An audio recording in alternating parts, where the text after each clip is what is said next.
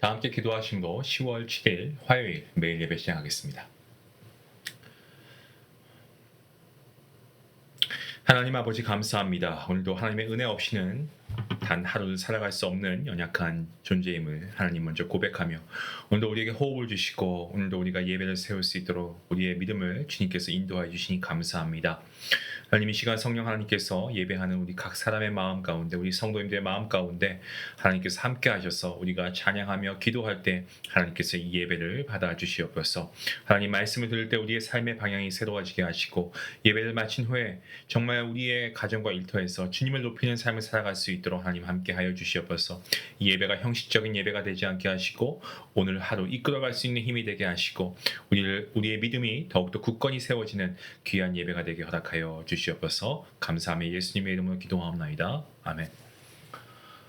찬송가 454장 함께 하시겠습니다.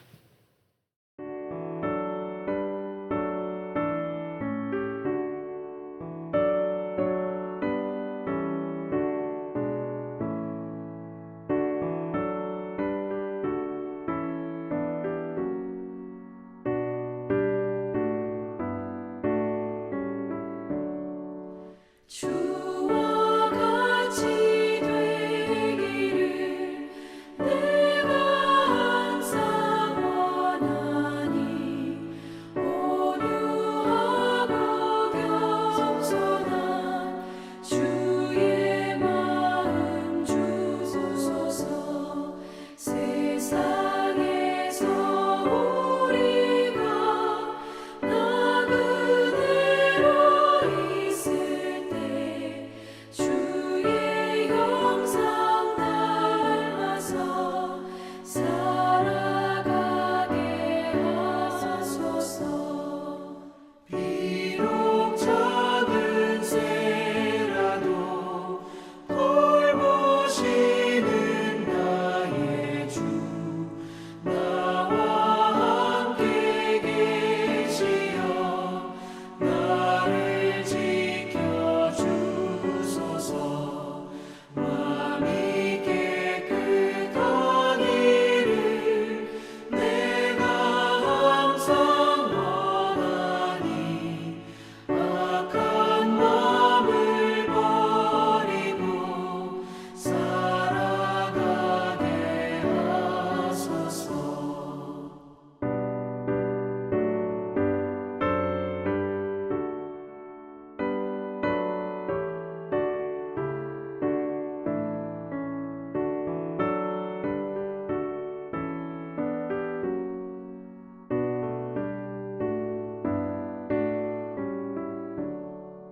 주와 같이 되기를 내가 항상 원하니 주님 뜻을 따라서 살아가게 하소서. 주 은혜로 거듭나 말씀 위에 굳게서 영원 무궁하도록 주와 함께 살리라. 아멘.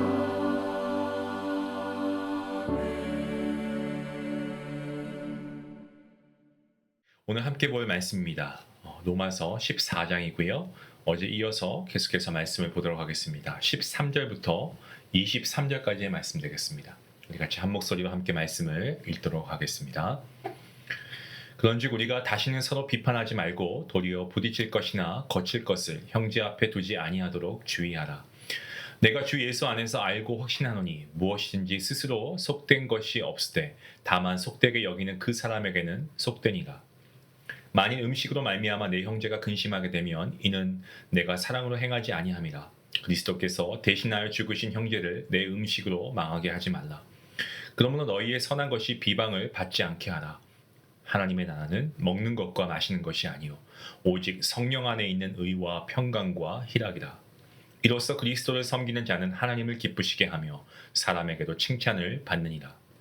그러므로 우리가 화평의 일과 서로 덕을 세우는 일을 힘쓰나니 음식으로 말미암아 하나님의 사업을 무너지게 하지 말라. 만물이 다 깨끗하되 거리낌으로 먹는 사람에게는 악한 것이다. 고기도 먹지 아니하고 포도주도 마시지 아니하고 무엇이든지 내 형제로 거리끼게 하는 일이 아니함이 아름다우니라. 내게 있는 믿음을 하나님 앞에서 스스로 가지고 있으라. 자기가 옳다 하는 바로 자기를 경제하지 아니하는 자는 복이 있도다. 의심하고 먹는 자는 정죄되었나니 이는 믿음을 따라 하지 아니하였기 때문이라. 믿음을 따라 하지 아니하는 것은 다 죄니라. 아멘. 크리스찬들, 이 기독교인들만큼 사랑과 은혜라는 단어를 많이 하는 사람들은 아마 없을 겁니다. 왜 그렇습니까? 기독교의 핵심이기 때문에 그렇죠. 세상의 수많은 종교들 중에 단연 기독교만큼 사랑을 분명하게 보여주는 종교가 없습니다. 예수님만큼 사랑을 분명하게 가르쳐 주신 분도 없습니다. 우리는 예수님의 사랑으로, 예수님의 십자가의 죽으심으로 우리가 거듭났고, 우리가 구원받았고, 또 하나님의 그 사랑으로 말미암아 우리가 의롭다함을 얻었고요. 또 그 사랑을 우리가 목적 삼고 그 사랑을 힘입어서 우리가 더욱더 하나님을 사랑하고 또 우리 이웃을 사랑하고 심지어 원수까지 사랑하고 우리가 그러한 부름을 받지 않았습니까? 근데 정작 우리의 삶, 이 현실 가운데에서는 이 도리어 사랑이라는 이 이름 때문에 분열이 생길 때가 참 많은 것 같습니다. 더 무서운 것은 그 분열이 하나님의 뜻이라는 그런 어떤 이름하에 성경 말씀이라는 잣대로 타인의 의견을 함부로 판단하고 정죄하고 비교하고 배제까지 하면서 발생한다라고 하는 사실이죠. 왜 이러한 일들이 발생할까요? 진짜 사랑한다는 것은 여러분 무엇이라고 생각하십니까? 사도 바울은 사랑에 관한 어떤 긴 논문이라고 해야 될까요? 로마서를 써 내려오면서 14장에 가서 이제 사랑이란 이렇게 시작하고 해결하는 것이다라는 것을 어떤 실질적인 예를 들어서 설명하고 있습니다. 믿음이 강한 자는 믿음이 연약한 자의 의견을 업신여기지 않아야 되고, 믿음이 연약한 자는 믿음이 강해서 믿음이 담대한 자들과 이 생각과 행동을 비판하지 말아야 한다라고 이야기하고 있죠. 서로 생각의 차이를 판단하고 그리고 배제하지 않고 존중해 주는 것, 그것이 사랑이라고 사도 바울이 이야기하고 있는데요. 좀 더 구체적인 지침을 우리가 오늘 본문에서 한번 살펴보면 좋을 것 같습니다. 사도 바울이 부연 설명을 하고 있는데 본문 13절 말씀을 보시면 그런즉 우리는 다시는 서로 비판하지 말고 서로 부딪힐 것이나 거칠 것을 형제 앞에 두지 아니하도록 주의해라라고 이야기하고 있습니다. 보시면 부딪힐 것과 이 거칠 것이라고 하는 방법이 나오죠. 두 가지 방법인데 그 방법들은 무엇일까요? 먼저 이 본질적인 것과 비본질적인 것을 구분하는 것부터 시작해야 됩니다. 본문 19절과 그리고 20절의 말씀을 보시면 그러므로 우리가 화평의 일과 서로 덕을 세우는 일을 힘쓰나니 음식으로 말미암아 하나님의 사업을 무너지게 하지 말라라고 되어 있습니다. 그러니까 하나님의 사업이 본질적인 것이고 음식 문제는 비본질적인 것이죠. 하나님의 사업은 무엇을 말씀하고 있습니까? 바로 그리스도인의 공동체입니다. 예수 그리스도를 구주로 고백하고 그 고백 위에 예배를 드리고 그 진리를, 그 복음을 다시 전파해서 구원받는 사람들이 계속 더해감으로 하나님의 통치가 확장되는, 하나님 나라가 세워져가는 그 공동체, 그것이 하나님의 사업이죠.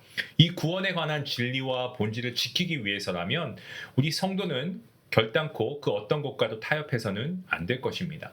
하지만 관습이나 어떤 의식과 같은 부차적인 것들, 이런 것들이라고 한다면 서로의 차이를 인정할 수 있다라는 겁니다.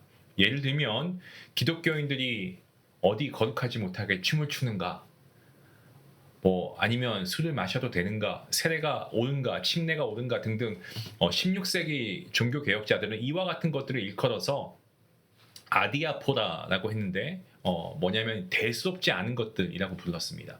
이 아디아포라의 문제들은 타협 불가능한 진리의 문제가 아니고요. 얼마든지 이 상호 공존 가능한 어떤 그런 영역에 속한 문제였습니다. 기독교인의 사랑이라고 하는 것은 원수를 사랑하고 용납하는 것만을 뜻하는 것이 아닙니다. 마찬가지로 서로 어떤 성도 간의 의견과 관습, 의식이 좀 다르다는 것을 서로 인정하고 상호 배제하지 않는 그런 존중해주는 자세, 그게 바로 사랑이라는 거죠. 그러기 위해서 우리는 그 문제가 하나님의 사업, 그러니까 본질적인 문제인지 아니면 단지 관습에 불과한 비본질적인 음식과 같은 비본질적인 문제인지 구분할 줄 아는 지혜가 필요합니다. 그런데 이 둘의 구분은 실상 믿음이 강한 자와 약한 자 양측에서 이게 동시에 일어나는 경우는 없습니다. 먼저 믿음이 강한 자가 먼저 손을 내밀지 않으면 안 된다는 데 있죠. 그래서 이 사도 바울은 믿음이 강한 자들이 먼저 양보하고 희생할 것을 사도 바울이 요구하고 있습니다. 본문 21절 말씀이 그 말씀이에요. 고기도 먹지 아니하고 포도주도 마시지 아니하고 무엇이든지 내 형제로 거리끼게 하는 일을 아니함이 아름다우니라 라고 이야기합니다. 사도 바울은 예수 그리스도 안에서 비본질적인 것들에는 좀 어느 정도 좀 이렇게 플렉서블한 자유로운 사람이었습니다. 우상에게 드려진 제사상 위에 올라갔던 그런 고기라고 해도 그 고기 자체가 불결한 것은 아니기 때문에 먹어도 전혀 양심에 가책이 없다라는 것을 그는 인지했죠. 하지만 신념이 부족하고 아직 믿음이 연약한 그러한 사람들에게 있어서는 자유롭게 행동하고 말하는 자신을 보면서 그 모습 때문에 누군가 실족하게 된다면 이 바울은 기꺼이 자기 자신의 어떤 이런 자유함을 좀 스스로 제한하겠다라고 선언하고 있습니다. 그렇게 하는 이유는 바로 하나님의 사업 때문에 그런 거죠. 그러니까 서로 질서를 세우고 그리고 이 평화와 화평을 세우는 일이 더 중요했기 때문에 그렇습니다. 사도 바울은 본문 17절 말씀인가요? 17절 말씀에서 하나님의 나라는 먹는 것과 마시는 것이 아니요. 오직 성령 안에 있는 의와 평강과 희락이라고 말씀하고 있습니다. 먹는 것과 마시는 것은 비본질적이라는 것을 말하고 있습니다. 여기에 신비가 있고 그리고 여기에 답이 있는 겁니다. 여기에 지혜가 있는 겁니다. 우리가 성령 하나님 안에 거할 때 우리는 하나님의 나라이고 또 하나님의 사업인 본질과 비본질을 분별하는 지혜가 생기는 줄로 믿습니다. 그러니까 우리 안에 성령님이 계시면 성령님이 우리 안에 계시면 믿음의 강함과 약함을 떠나서 서로 업신여기고 정죄를 하는 것을 이걸 그치는 그러한 어떤 포용함을 경험할 수가 있습니다. 우리가 성령님을 모시고 정말 우리가 성령님을 충만하면 그 의와 평강과 희락이 어떤 서로의 다름과 차이를 넘어서 서로 상호 존중하게 되고 공존하게 된다는 것입니다. 오늘 말씀 우리에게 주시는 교훈은 분명합니다. 성도 여러분, 성 어거스틴 4세기 신학자인데 그가 이렇게 이야기했습니다. 본질적인 것에는 일치를, 그리고 비본질적인 것에는 자유를, 그리고 모든 것에는 사랑을 이라는 말을 했습니다. 이 또한 성령 안에 있을 때에만 우리가 가능한 게 아닐까요? 여러분, 성령 충만하십시다. 그래서 우리가 좀 이러한 비본질적인 것에서 우리가 좀 벗어나서 우리가 본질적인 것에 더 최선을 다하면 좋겠어요. 내 옆에 있는 형제가 자매가 세워질 수 있다면, 믿음으로 나아갈 수 있다면 내가 기꺼이 다른 것들을 희생해서라도, 내가 이런 것들을 좀 자제해서라도 그들을 세우는 것이 마땅합니다. 반면에 그들을 정죄하지 않고 그들의 연약함을 우리의 기도로 녹아내리고, 우리가 정말 좀 비본질적인 것에 우리가 너무 포커스를 두지 말고 오히려 포용하고 그들을 이해하고 그들을 사랑할 수 있으면 좋겠습니다. 그렇게 할 때에 오늘 말씀하는 그 의와 평강과 희락이 우리의 가정에, 우리의 믿음의 공동체 안에 충만할 줄로 믿습니다. 이러한 믿음을 가지고 함께 나아가는 우리 성도님들 될 수 있기를 원합니다. 기도하시겠습니다. 하나님 감사합니다. 우리를 구원하시기 위하여서 예수 그리스도께서 십자가에서 모든 살을 찢으시고 피 흘리시고, 그로 인해 우리가 감히 정말 영생이라고 하는, 그리고 구원이라고 하는 이 놀라운 생명을 얻었건만 우리는 우리의 어떤 얄팍한 지식에 사로잡혀서 서로를 판단하고 배제하는 것에 급급합니다. 주님, 우리가 하나님의 은혜로 구원받았는데, 긍휼하심을 얻었는데 우리가 누가 누구를 감히 정죄할 수 있습니까? 같은 죄인인데 말입니다. 하지만 그럼에도 우리는 이 사실을 망각한 채 아버지, 우리보다 연약한 믿음을 가진 지체에게 때로 우리가 함부로 판단하고 정죄할 때가 있음을 하나님 앞에 내어놓고 회개합니다. 주님, 용서해 주시고 정말 나부터가 한계가 있는 존재이고 연약한 약점이 있고 여전히 정말 죄의 유혹에 흔들리는 자임을 겸허하게 깨닫게 해주시고 나와 다른 생각, 다른 판단, 다른 의견, 다른 행동을 하는 지체를 보면서 정말 단순하게 그들의 그 모습을 보고 판단하기보다는 더 양보하고 존중하고 때론 용납하고 손해보는 한이 있어도 온전히 하나님의 구원의 사랑만이 나타날 수 있도록 그러한 도구가 되게 저희 사용해 주시옵소서. 감사하며 예수님의 이름으로 기도합니다. 아멘. 여러분, 판단보다 존중을 선택하면 어떨까요? 오늘 말씀을 통하면서 이렇게 한번 적용해 보면 좋을 것 같습니다. 오늘 여러분 만나는 주변 사람들 가운데 가족이든 이웃이든 친구가 되었든 또 일터에서의 직장 동료가 되었든 나와 다른 의견을 어떤 행동을 보일 때 그 차이로 인해서 여러분 비판하거나 거리를 두기보다 좀 우리가 예수 그리스도의 십자가를 바라보면서 존중과 양보의 태도를 선택할 수 있으면 좋겠습니다. 작은 손해를 감수해도 좀 사랑으로 품고 내 기준이 아니고 하나님의 구원의 은혜를 나타낼 수 있게 원합니다. 같이 함께 기도하시겠습니다.